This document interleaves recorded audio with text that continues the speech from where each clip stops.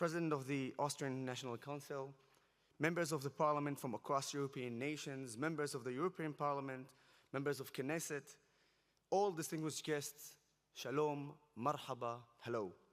My name is Yoseph Haddad, and it is an honor to be here with you today as a proud Israeli citizen, as a proud Arab Israeli citizen of the State of Israel.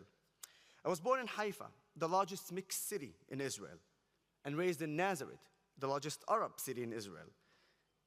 Growing up, I fell in love with playing football, and doing so in the largest mixed city led to my close friendship with children of all backgrounds.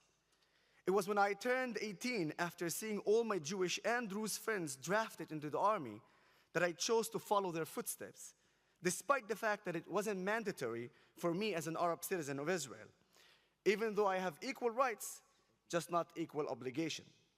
But I'm an Israeli, and Israel is my country, so I enlisted to protect my country and my society. I served in the Golani Combat Unit and later became a commander. Yes, I, the Arab, was an IDF commander over Jewish soldiers.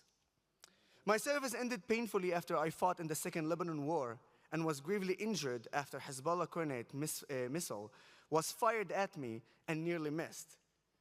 My foot was severed, I had shrapnel all over my body, and I was evacuated shortly after the explosion by my fellow soldiers, Jewish soldiers, who risked their lives to save me, an Arab. At the hospital, it was Israeli doctors, both Arabs and Jews, who were miraculously able to reattach my foot and save my life. Tragically, in the same war against the barbaric terror group Hezbollah, I lost many friends, soldiers, and 3 of my commanders.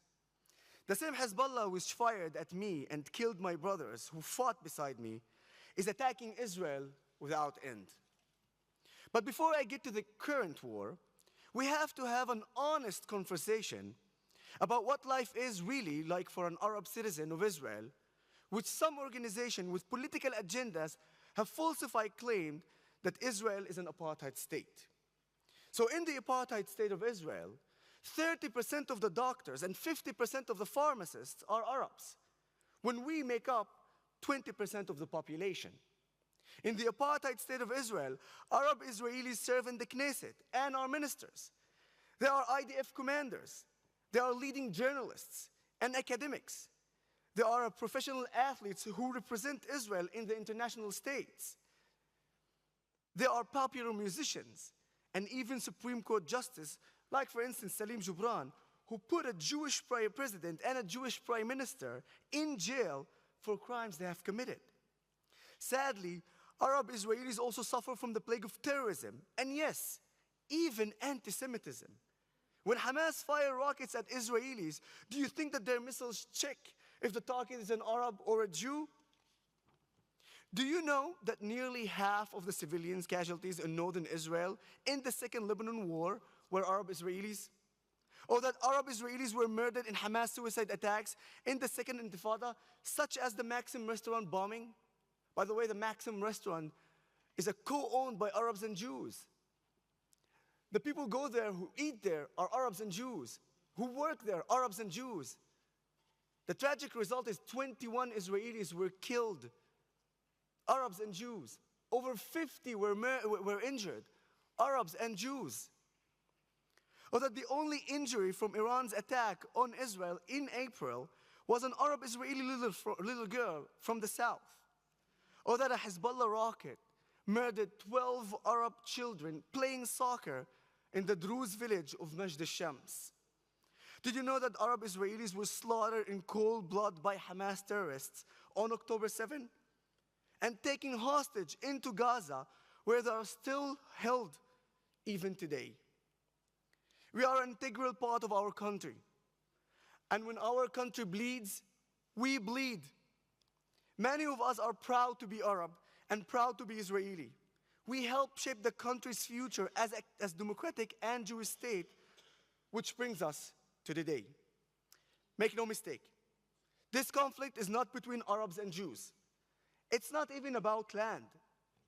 It has everything to do with the obsessive genocidal supremacist ideology steeped in anti-Semitism that seeks to eliminate the state of Israel, the United States, and yes, Europe as well. So what is this ideology? What is Hamas really? Hamas is a terrorist organization ruling the Gaza Strip, funded by Iran and Qatar. They pride itself on armed resistance against Israel and reject our right to exist in any borders. Even prior to October 7th, Hamas fired tens of thousands of rockets at civilians in southern Israel, each and every one a war crime. They launched a second intifada in the early 2000s, a wave of suicide bombing and other terror attacks responsible for the death of hundreds of Israelis, Arabs and Jews, including children. Since then, Israel was forced to enact a joint Egyptian-Israeli blockade for the security of both states, and even unilaterally withdraw from Gaza entirely, both military and civilly, in 2005, meaning that on October 7, there was not a single Israeli in Gaza, with the exception, of the kidnapped hostages that had already been in holding, such as Avera Mengistu from the Ethiopian community and Hisham al-Said from the Arab community. There was no war in Gaza on October 7. There were no IDF airstrikes or raids. No Palestinians were being harmed by Israel. Some of them even had permits to work in Israel. Yet Hamas premeditated for months to carry out a savage terror attack, kidnapping, murdering, and raping innocent Israelis of all ages. Both Arabs and Jews from the Nova Musical Festival and Gaza border communities. 1,200 killed, over 200 kidnapped from their homes on a Jewish holiday, no less. A massacre carried out by Hamas commandos as well as Palestinian civilians, including journalists, teachers, and other UN employees, all of which they filmed and posted themselves across social networks. You can see it because they posted it. You know, throughout this war, Hamas have falsified casualty numbers, excluding combatants in their figures, and claiming that children aged 14 to 17, whom they recruited to Hamas, are non-combatants. There is only one description for this behavior: child abuse. For example, when Islamic Jihad misfired a rocket and hit the Al Ahli hospital, Hamas immediately claimed 500 had been killed in an Israeli strike at the hospital. Several hours later, it was revealed that it was a rocket from the Palestinian terrorists that fell short and landed in the parking lot of the hospital. 40 to 50 were killed. But Hamas does more than lie. They cynically exploit their own people, repeatedly fired rockets from their humanitarian zone, shooting and beating Gazans who follow IDF instructions to get to safety, stealing aid and reselling it at an obscene price, and barbarically pursuing any Gazans who criticize Hamas, and there are footage of it, and using civilians, especially children, as human shields. For 11 months, they have used innocent human beings, among them Israeli Arabs and Jews, babies and elderly, women and men, as pawns in their terrorism, while manipulating the public about what is really happening on the ground and brutally oppressing their own people. One of those hostages is an Austrian citizen himself, Tal Shoham. 3 members of his family were killed on October 7. 7 kidnapped. Today, 6 of them were released, but Tal remains in captivity. Hamas kidnapped and is holding European citizens in dungeon underground in an inhumane condition. And instead of a unified demand pressuring Hamas, we see many European voices criticize Israel instead of having our back, doing diplomatically what Israel can't do alone. Force Hamas to surrender the hostages immediately and hold Hamas enablers accountable, from Turkey to Qatar to Iran. While committing unspeakable crimes against the Palestinian people and Israelis, Hamas has cried victim in the international community, playing on the goodwill of the Western world and spewing disinformation with false justification of heinous crimes they are committing against both sides. This effort to subvert the truth has been alarmingly effective, with irresponsible use of language to intentionally smear the just war in Gaza as genocide. It has also directly led to rampant anti-Semitism globally. The reason for this is that this war isn't against only Israel. They are waging war against your values as well. And I'm concluding. Despite the reality on the ground in Gaza, the international media continues to echo Hamas statistics and Hamas narrative as it's factual, irresponsibly adding fuel to the fire of anti-Semitism that are raging across Europe. Even Hamas has admitted that they're using their own people for human shields and using schools, mosques, and hospitals for terror activities. They have admitted their crimes and documented them themselves. Yet some European nations compare our self-defense with the crimes committed by our attackers.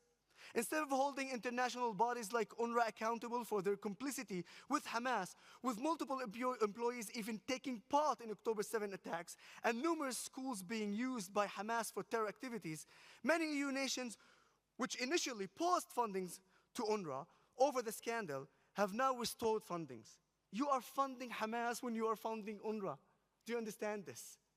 It is deeply concerning that so many European nations will turn their backs on their own values in the halls of bodies like the UN and condemn Israel's self-defense while ignoring completely Hamas at a time when hostages need pressure on Hamas more than anything. Sadly, Europe is failing to focus on the humanity of the hostages, even some of your own citizens, and instead made this a political issue. As lawmakers, as leaders, as human beings, I urge you to take a firmer stand against the rise of terrorist organizations like Hamas, Hezbollah, Islamic Jihad, and other terror proxies of Iran. Not only for the sake of the Jewish and democratic state of Israel, but for the sake of the future of the European civilization. It is undeniable that European values and ideas have given rise to the advancement and betterment of civilization and the protection of human rights over the course of human history. The revolutionary idea of civil liberty for all, coupled with tolerance and the pursuit of equality, are rooted in the European tradition. If we care about the ideals of freedom and democracy, if we cherish our way of life rooted in shared Judeo-Christian values, now is the time to make a stand against the attacks on Israel, both on and off the battlefield, that empower our shared enemies. Toda, shukran, thank you.